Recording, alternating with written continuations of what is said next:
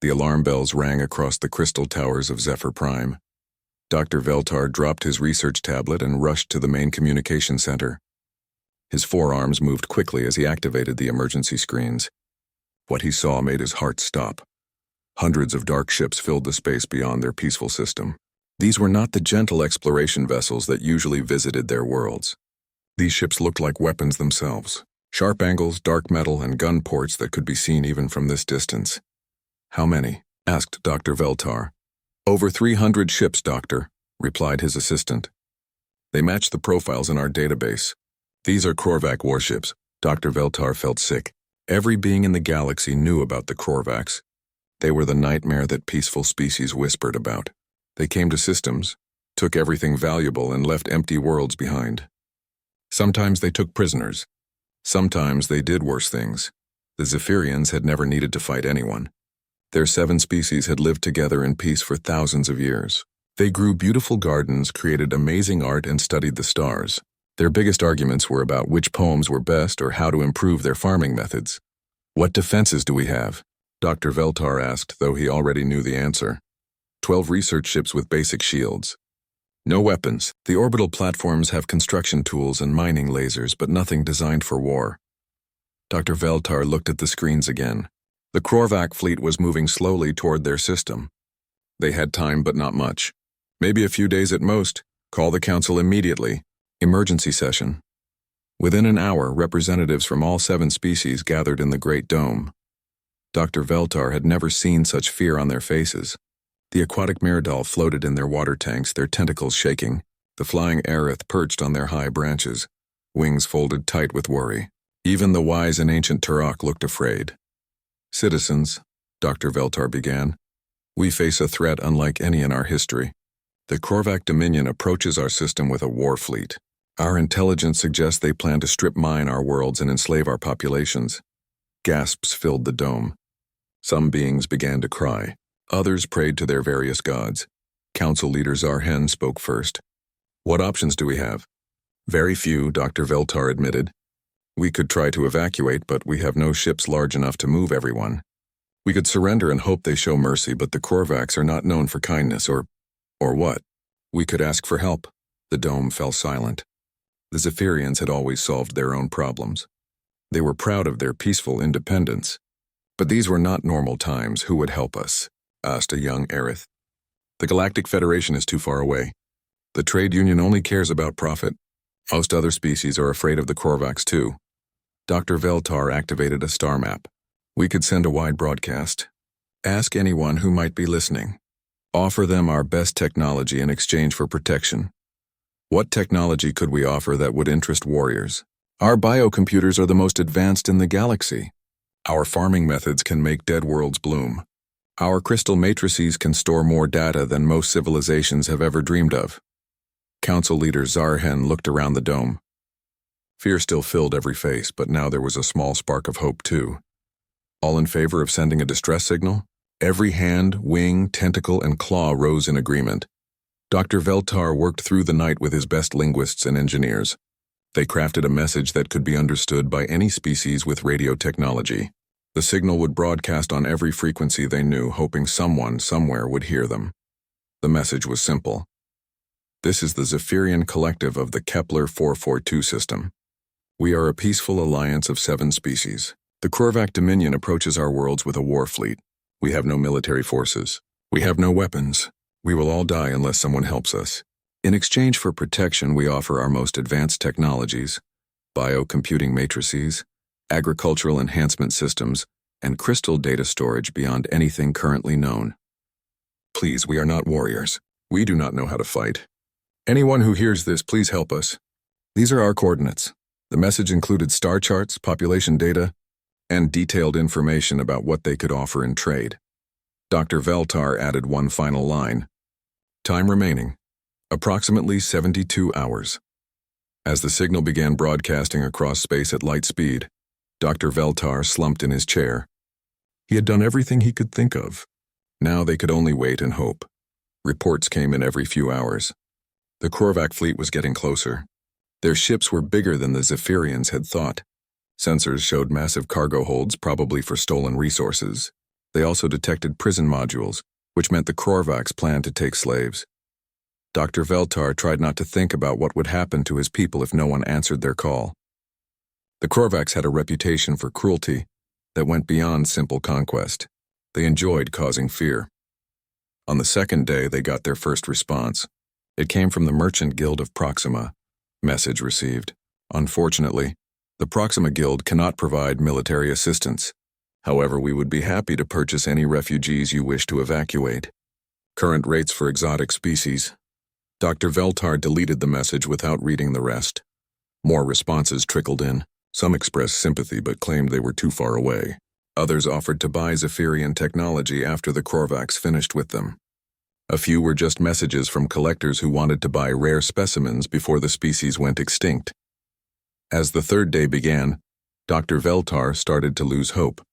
The Korvax fleet was now in their outer system, moving past the gas giant that marked the edge of Zephyrian space.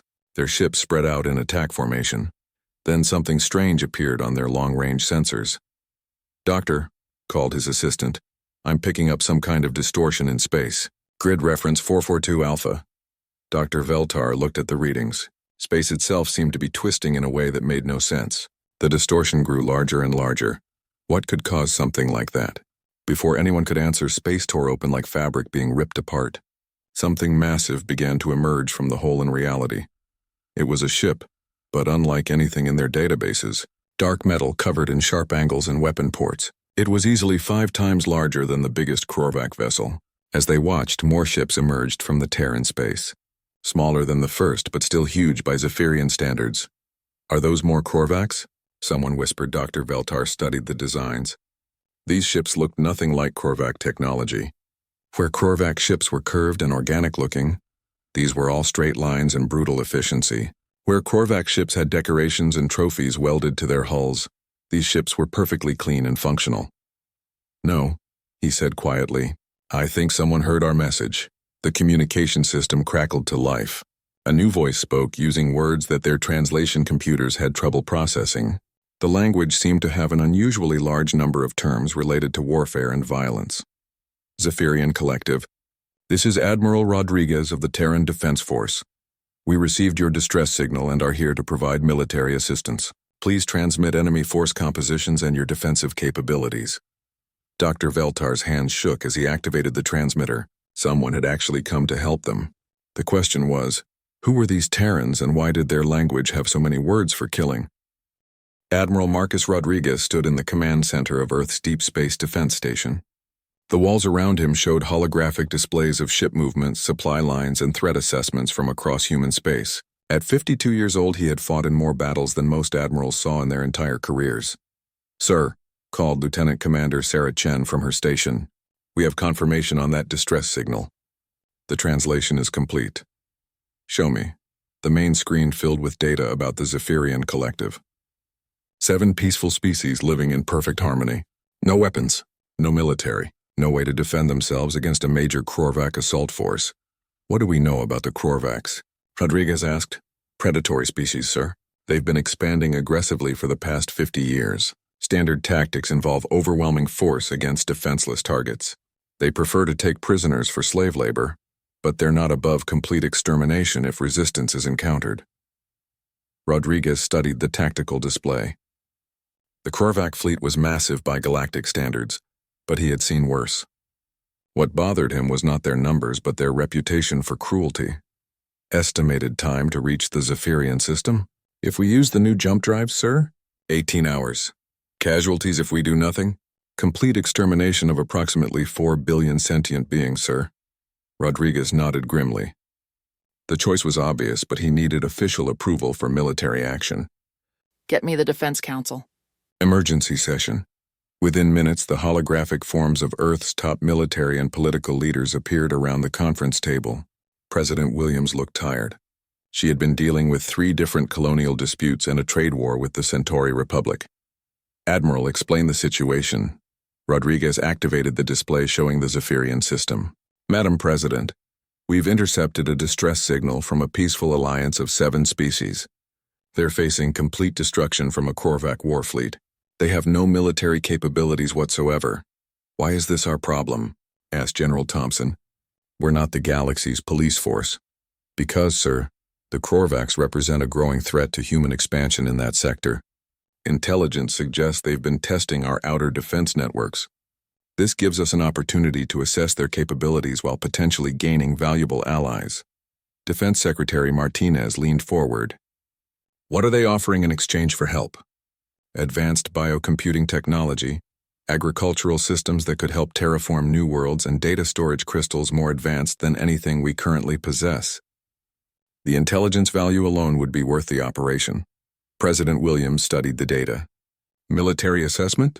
Standard Korvax fleet composition, Madam President. Approximately 300 vessels. Mostly light cruisers and destroyers. They rely on numerical superiority and intimidation tactics. Our analysis suggests they've never faced a technologically equal opponent. Recommended force structure? Rodriguez smiled. The 3rd Expeditionary Battle Group should be sufficient. 12 heavy battleships, 36 destroyers, 48 fighters, and 2 carriers. Total complement of 50 vessels. 50 ships against 300? General Thompson looked skeptical. Sir, with respect, the Korvax have never faced human military doctrine. Their tactics assume their enemies will be afraid. They've never encountered a species that evolved on a Class 2 death world. That statement changed the atmosphere in the room. Everyone present knew what it meant to evolve on a world as hostile as Earth. Other species came from gentle garden worlds where the biggest dangers were bad weather or minor predators. Humans had survived ice ages, supervolcanic eruptions, asteroid impacts, and countless wars with each other. Every human weapon system, every tactical doctrine, every piece of military equipment had been designed by a species that had spent millions of years learning to kill efficiently or die. Approved, said President Williams. Admiral, take the 3rd Battle Group and show the galaxy what happens when someone threatens innocent civilians. Rodriguez saluted. Yes, Madam President. 2 hours later, Rodriguez stood on the bridge of the UES Indomitable, humanity's newest and most powerful battleship. The ship was a work of art in the form of a weapon. Every surface was covered with armor, designed to deflect energy weapons and absorb kinetic impacts. The main guns could fire projectiles at significant fractions of light speed. The missile bays held enough firepower to crack a small moon. All ships report ready, Admiral, called Captain Elena Vasquez. Rodriguez looked at the tactical display showing his fleet, 50 human warships against a Korvax armada that had never lost a battle. He felt a familiar sensation in his stomach. Not fear exactly, but the anticipation that came before combat. It was a feeling that every human warrior recognized. Signal all ships. Begin jump sequence. Space around the human fleet began to twist and distort as the jump drives activated. This was technology that humanity had developed only recently, but it was already proving superior to most galactic standard FTL systems.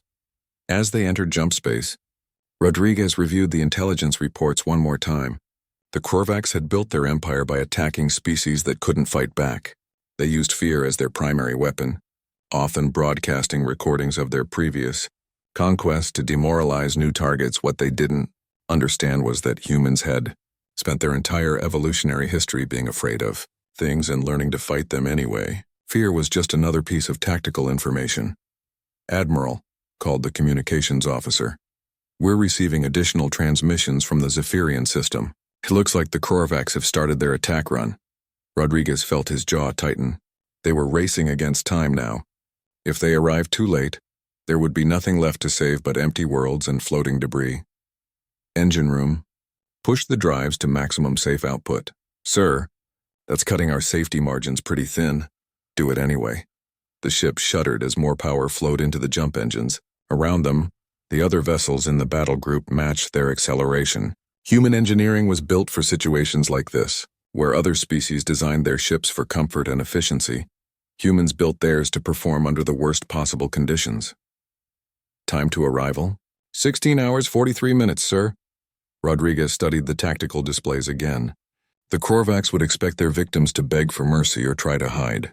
They would not expect anyone to fight back, much less fight back effectively. Captain Vasquez signaled the battle group. I want all department heads to review their combat protocols. When we arrive at the Zephyrian system, we'll be facing an enemy that has never lost a battle against overwhelming odds. Yes, sir. And our response? Rodriguez looked out at the stars streaming past as they traveled through jump space. Somewhere ahead of them, peaceful beings were dying because they had never learned to fight, but they had sent out a call for help. And that call had reached a species that had never learned to do anything else. Our response, Captain, is to teach the Korvax why you never threaten someone under human protection. As the human fleet raced through jump space toward the Zephyrian system, Rodriguez reviewed the final piece of intelligence that would determine their tactics. The Korvax had never fought humans before. They had no idea what kind of enemy they were about to face, but they were about to learn why. In all the galaxy, there was only one species that called a Class 2 Deathworld home, and still managed to reach the stars. Dr. Veltar watched his screens with growing despair. The Korvac fleet had reached the outer edge of their solar system and was moving toward their worlds like a dark tide of death. His people's orbital defense platforms were pitiful compared to the approaching armada. Simple construction tools and mining equipment against weapons designed to destroy entire civilizations. "Doctor," his assistant called out, "the Korvax are broadcasting something." The main screen filled with the image of a creature that looked like it had crawled out of a nightmare. Warlord Graktul of the Korvac Dominion stood nearly 3 meters tall. His body was covered in dark scales and battle scars. 4 red eyes glowed with malice above a mouth full of razor-sharp teeth. "Peaceful creatures of this system," Graktul's voice was like grinding metal. "I am Warlord Graktul. You have something we want. Your worlds, your resources, your lives. You may surrender now and become our slaves, or we will take what we want from your dead bodies. You have 1 hour to decide." The transmission ended, leaving the Zephyrian command center in stunned silence. Dr. Veltar felt his hearts beating too fast. Around him, his staff looked at each other with terror in their eyes. "Doctor," whispered a young technician, "what do we do?" Before Dr. Veltar could answer, every alarm in the facility began screaming at once. The sensor displays lit up with warnings and alerts that made no sense. "What's happening?" Dr. Veltar shouted over the noise. "Sir, I'm reading massive space distortions throughout the system. Something's tearing holes in reality itself." Dr. Veltar ran to the sensor station. What he saw there defied everything he understood about physics. Space was twisting and folding in dozens of locations. Then one by one, ships began emerging from the tears in reality. But these were not like any ships in their databases. Where most galactic vessels were curved and organic-looking, these ships were all straight lines and sharp angles. They looked like they had been designed by someone who thought of space itself as an enemy to be conquered. The first ship to fully emerge was enormous. It dwarfed even the largest Korvac battleship. Dark gray armor covered its hull, broken only by weapon ports that seemed to cover every surface. As Dr. Veltar watched, dozens of smaller ships emerged around it. All of them shared the same brutal, efficient design. "Are those more Korvac ships?" someone asked. Dr. Veltar studied the tactical display. The new ships were positioning themselves between the Korvac fleet and the Zephyrian worlds. Their formation was nothing like Korvac tactics, which relied on overwhelming swarm attacks. These ships moved with mathematical precision, each one taking a position that created overlapping fields of fire. "No," Dr. Veltar said quietly. "I think these are the ones who answered our distress call." The communication system activated and a new voice filled the command center. The translation computers struggled with the language. It seemed to have an enormous number of words related to violence, warfare, and different ways to kill things. "Zephyrian Collective, this is Admiral Rodriguez of the Terran Defense Force. We received your distress signal and are here to provide military assistance. Please transmit enemy force compositions and your defensive capabilities." Dr. Veltar's hands shook as he activated the response system. "Admiral Rodriguez, this is Dr. Veltar of the Zephyrian Collective. We are grateful for your response, but I must inform you that we have no military capabilities at all. No weapons, no trained soldiers, no warships. We are completely defenseless." There was a pause before the Admiral responded. "Understood, Dr. Veltar. Maintain your current positions and observe. We'll handle the threat." Dr. Veltar stared at the communication panel. The casual confidence in that statement was both reassuring and terrifying. These Terrans spoke about handling a 300-ship Korvac armada like it was a minor inconvenience. "Admiral," Dr. Veltar transmitted, "you should know that the Korvac fleet consists of over 300 warships. They are experienced in conquest and have never been defeated. Perhaps you should call for reinforcements." "Negative, Dr. Veltar. Current force levels are sufficient for this operation. Dr. Veltar looked at his tactical display again. 50 human ships against 300 Korvac vessels. Either these Terrans were completely insane, or they knew something about warfare that the rest of the galaxy had missed. Across the system, Warlord Graktol was having his own moment of confusion. His sensor operators had detected the human fleet's arrival, but their computers couldn't identify the ship designs. "What are those vessels?" Graktol demanded. "Unknown, Warlord. They don't match any profile in our databases. The energy signatures are unlike anything we've encountered." Graktol studied the tactical display. The unknown ships had positioned themselves in a defensive formation around the Zephyrian worlds. Their numbers were pathetic compared to his armada, but something about their positioning bothered him. "Hail them," he ordered. The human response came immediately. The face that appeared on his screen was unlike anything in Graktol's experience. The creature was smaller than a Korvac with smooth skin and small teeth, but its eyes held a coldness that made even Graktol uncomfortable. "This is Admiral Rodriguez of the Terran Defense Force. You are hereby ordered to immediately withdraw from Zephyrian space. This is your only warning." Graktol laughed, a sound like grinding stone. "I am Warlord Graktol of the Korvac Dominion. We have conquered 100 worlds and enslaved 1,000 species. Who are you to threaten us with your pitiful handful of ships?" "We are humans," Rodriguez replied simply. "And you have threatened people under our protection." "Humans?" Graktol had never heard the name before. "What backward little world spawned you, human? We will add it to our collection after we finish here." The human's expression didn't change. "Our homeworld is designated as a Class 2 Deathworld by galactic standards. We call it Earth." Graktol felt a chill run down his spine. He had heard of Deathworlds, though he had never encountered one. Worlds so hostile that most species couldn't survive there at all. The fact that these humans had not only survived but achieved spaceflight was disturbing. "Even Deathworlders can be killed," Graktol snarled, though he felt less confident than he sounded. "You have 50 ships. I have 300. Surrender now and I will make your deaths quick." Rodriguez smiled, and Graktol realized that human expressions of amusement looked remarkably similar to their expressions of aggression. "Warlord, you have made 2 critical errors in your assessment." "What errors?" "First, you assume that quantity is more important than quality. Second, you assume we're here to negotiate." The Admiral's voice became harder. "You have threatened innocent civilians. That makes you an enemy of humanity. And humanity has had thousands of years to perfect the art of destroying its enemies." The transmission ended, leaving Graktol staring at a blank screen. Around him, his bridge crew looked nervous. They had fought many battles, conquered many worlds, but they had never faced an enemy that spoke with such casual confidence about warfare. "Warlord," called his tactical officer, "the human ships are changing formation." Graktol looked at his displays. The human vessels were moving into a pattern his computers couldn't analyze. It looked almost like they were preparing to attack, but that was impossible. No species would attack when outnumbered 6-1, unless they knew something about war that the Korvacs didn't. Back on the Zephyrian command station, Dr. Veltar watched the 2 fleets face each other across the void.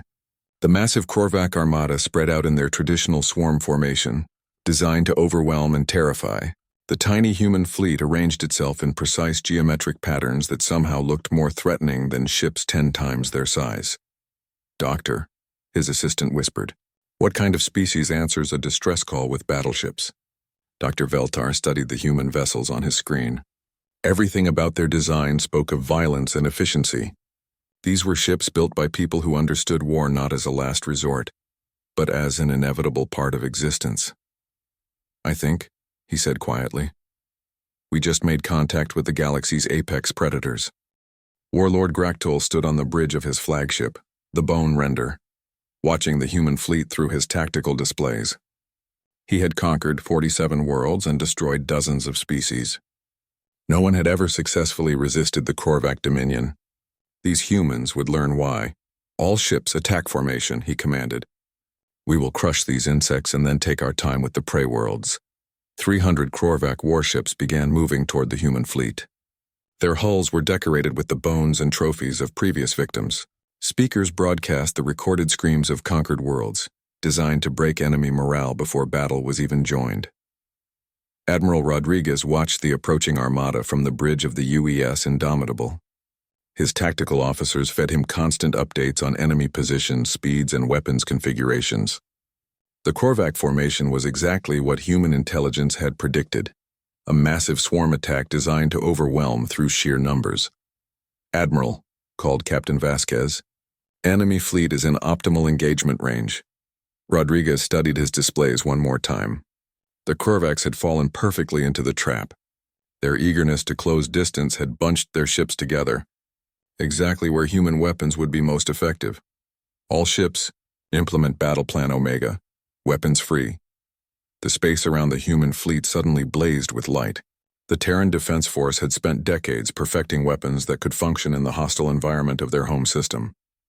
Railguns that fired projectiles at 20% of light speed. Missile systems guided by artificial intelligence that could think and adapt faster than any biological mind. Energy weapons powered by miniaturized fusion reactors. The first Korvac ships to die never even realized they were under attack. Railgun projectiles punched completely through their hulls and kept going, destroying 2 or 3 vessels with each shot. The Korvac's armor, designed to stop energy weapons and conventional explosives, might as well have been paper. "What are those weapons?" Gractul screamed as he watched a dozen of his ships simply vanish from his tactical display. "Unknown technology, Warlord. They're firing solid projectiles at impossible velocities." On the human side, the battle was proceeding exactly as planned. Human tactical doctrine emphasized overwhelming firepower applied with surgical precision. Every shot was calculated to achieve maximum destruction while conserving ammunition. "Enemy formation is beginning to collapse," reported the tactical officer aboard the Indomitable. "They're trying to spread out, but they're still bunched up from their initial attack run." Admiral Rodriguez nodded. "Launch missile swarms. Target their command ships first." Thousands of missiles erupted from the human fleet. But these were not the simple guided explosives used by most galactic civilizations. Human missiles carried advanced AI systems that could identify targets, adapt to countermeasures, and coordinate with each other in real time. The Korvacs tried to activate their point defense systems, but they had never faced weapons that could think. The human missiles analyzed the defensive fire patterns, communicated the information to each other, and adjusted their approach vectors accordingly. Most of them reached their targets. Gractul felt his flagship shake as explosions bloomed throughout his fleet. His sensors showed damage reports streaming in from across the Armada. Ships that had been conquering worlds for decades were being destroyed by enemies they couldn't even hit. "Return fire," he roared. "All weapons maximum output." The Korvac fleet unleashed everything they had. Energy beams, plasma cannon, fusion warheads, and kinetic projectiles filled the space between the two fleets. It was an impressive display of firepower that would have overwhelmed any conventional galactic navy. The human ships barely noticed, shields holding at 97%, reported the Indomitable's defensive officer. Minor scorch marks on the outer armor. Rodriguez wasn't surprised. Human defensive technology had been developed to handle the radiation storms of their home system, asteroid impacts, and solar flares that could sterilize most worlds. Korvac weapons designed to intimidate primitive civilizations couldn't penetrate defenses built to survive a Class Datum Deathworld environment. "Sir," called Captain Vasquez, "the enemy is trying to flank us. They're splitting their formation. Let them. Signal the destroyer squadrons to implement harassment pattern Delta." Human destroyers were smaller than battleships, but they were also faster and more maneuverable. As the Korvac fleet tried to surround the human formation, the destroyers swept out in wide arcs, hitting enemy flanks with precision strikes before dancing away from return fire. The battle that had started as a 300-50 mismatch was rapidly becoming a massacre. Korvac ships burned and died in the vacuum while human vessels continued their methodical destruction with machine-like efficiency. "Warlord," called Gractul's communications officer. "We're receiving surrender requests from 37 ships." "What?" Gractul couldn't believe what he was hearing. Korvacs didn't surrender. They were the conquerors, the apex predators of their region of space. "Sir, the ships are reporting massive casualties. Their weapons can't penetrate human defenses, but human weapons are cutting right through our armor." Dr. Veltar watched the battle from the Zephyrian command center in stunned silence. What he was seeing defied everything he understood about galactic warfare. The massive Korvac armada that had terrified his people was being systematically destroyed by a force 1/6 their size. "Doctor," his assistant whispered, Look at the tactical efficiency ratings. Dr. Veltar checked his displays. The human fleet was operating with a coordination level that their computers labeled as impossible. Every ship knew exactly where every other ship was at all times. Their weapons fire never interfered with each other. Their movements were so precise they looked like a single organism with 50 bodies. How are they doing that? Dr. Veltar asked. Unknown, sir. Their communication protocols are encrypted beyond our ability to decode. But the coordination level suggests either a hive mind or computer systems more advanced than anything in our databases. The battle was entering its final phase. The Korvac fleet had lost over 200 ships and most of their command structure. The survivors were scattered and demoralized, some trying to flee while others continued to fight with desperate fury. Admiral Rodriguez studied the tactical situation. The enemy was broken, but a few dozen ships were trying to escape toward the outer system. Standard human doctrine called for complete elimination of hostile forces to prevent regrouping. All ships pursue and destroy remaining enemy vessels. No survivors to carry intelligence back to their homeworlds. The human fleet split into pursuit groups, hunting down the fleeing Korvacs with methodical efficiency. Human ships were faster than most galactic standard vessels, and their targeting systems could track multiple enemies simultaneously. Warlord Graktul found himself aboard one of the last surviving Korvac ships. His flagship had been destroyed in the opening minutes of the battle. Around him, his remaining crew looked at him with something he had never seen before. Doubt. Warlord called his surviving tactical officer. We have 17 ships left out of 300. Recommend immediate withdrawal. Graktul looked at his screen showing human ships pursuing his fleeing vessels. These creatures had destroyed the largest Korvac fleet ever assembled in less than an hour, and they had done it without taking a single casualty. Send a general transmission, Graktul said quietly. All remaining ships withdraw immediately. Do not engage the humans. As the last Korvac ships limped away from the battlefield, Rodriguez received a final transmission on an open channel. Human Admiral, came Graktul's voice, now stripped of its earlier arrogance. What are you? Rodriguez considered his answer carefully. The response would likely be recorded and transmitted throughout Korvac space. We are the species that survived on a world that tried to kill us every single day for millions of years. We learned to fight by fighting everything. Our environment, our predators, and each other. War is not something we chose to study. It's what we are. The transmission ended. In the aftermath of the battle, human recovery teams moved through the debris field with the same efficiency they had shown in combat. They rescued Korvac survivors, provided medical aid, and collected intelligence on enemy technology. Dr. Veltar realized he was shaking. The beings who had answered their distress call were not just warriors. They were the ultimate warriors, forged by a world so hostile that survival itself required the skills of war, and they had chosen to use those skills to protect people they had never met. 3 days after the battle, Dr. Veltar stood in the docking bay of the UES Indomitable, trying not to show his terror. The human battleship was enormous inside, with corridors wide enough to drive vehicles through and ceilings that disappeared into darkness above. Everything was built to a scale that suggested humans were either much larger than they appeared, or they simply thought big. Admiral Rodriguez met him at the airlock. Up close, the human leader looked surprisingly normal. He was tall by Zephyrian standards, but not threateningly so. His uniform was clean and professional, and his expression was friendly. If Dr. Veltar hadn't seen this being coordinate the destruction of 300 warships, he might have mistaken him for a scholar or diplomat.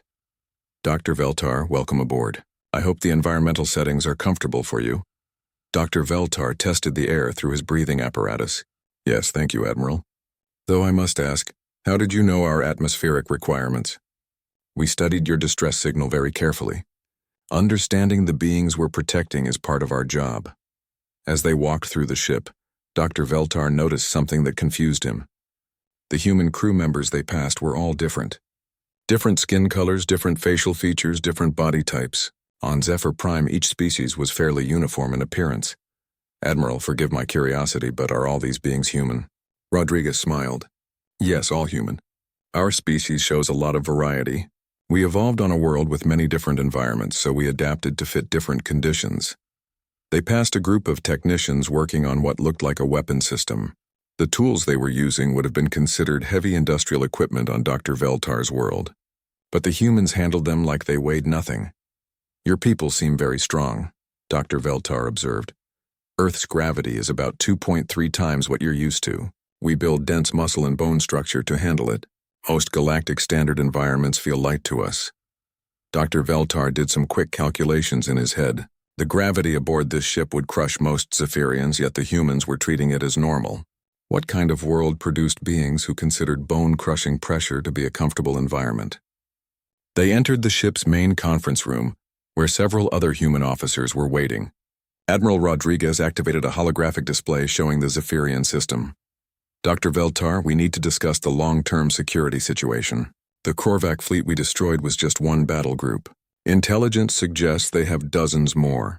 Will they return? Dr. Veltar asked, dreading the answer. Unlikely, replied Captain Vasquez. Our analysis of their communications indicates they've classified your system as a Deathworld protectorate. They won't risk another fleet against human forces. Dr. Veltar felt relief wash over him. Then we're safe? From the Korvacs, yes. But there are other aggressive species in this region. The hegemony of Talar, the Crimson Fleet, various pirate organizations. Your worlds are rich and defenseless. You'll always be a target. Admiral Rodriguez leaned forward. That's why we'd like to propose a mutual defense agreement. What would that involve? Humanity provides military protection for the Zephyrian collective. In exchange, you share your advanced biotechnology and agricultural systems with us. We establish a permanent human naval base in your outer system and regular patrol routes through your space. Dr. Veltar considered this carefully. What guarantee do we have that you won't become conquerors yourselves? The question didn't seem to offend the humans. If anything, they looked like they had expected it. A fair concern, Rodriguez acknowledged. Let me show you something that might help you understand our species better. The holographic display changed to show a blue and green world. Even through the projection, Dr. Veltar could tell it was beautiful, with vast oceans and white clouds swirling through the atmosphere. This is Earth, Rodriguez said. Our homeworld. Dr. Veltar studied the image. It looks like a paradise. From space, yes, but the surface tells a different story. The display zoomed in, showing massive storms that could level cities, volcanic eruptions that blocked out the sun, and ice sheets that covered entire continents. Earth has tried to kill us with supervolcanic winters, asteroid impacts, ice ages, plague, famine, and predators that could tear apart armored vehicles. The images continued. Creatures with teeth like swords, weather systems that generated winds faster than most spacecraft, natural disasters that could be seen from orbit. We survived all of that by learning to work together. Humans who fought each other died. Humans who protected each other lived. Over millions of years, we developed an instinct to protect those who can't protect themselves. Dr. Veltar watched footage of human history, people risking their lives to save strangers, massive rescue operations during natural disasters, humans charging into danger to help others with no thought of reward. Of course, Captain Vasquez added, we're also very good at destroying things that threaten innocent people. The display switched to show human military operations, precise strikes against criminal organizations, rescue missions in hostile environments, and the recent battle against the Korvacs. We don't conquer, Dr. Veltar. We protect. It's what we evolved to do. Dr. Veltar felt his understanding of the universe shifting. For his entire life, he had believed that intelligence naturally led to peace, that advanced civilizations grew beyond the need for violence. But here was a species that had become more intelligent and more capable of violence at the same time.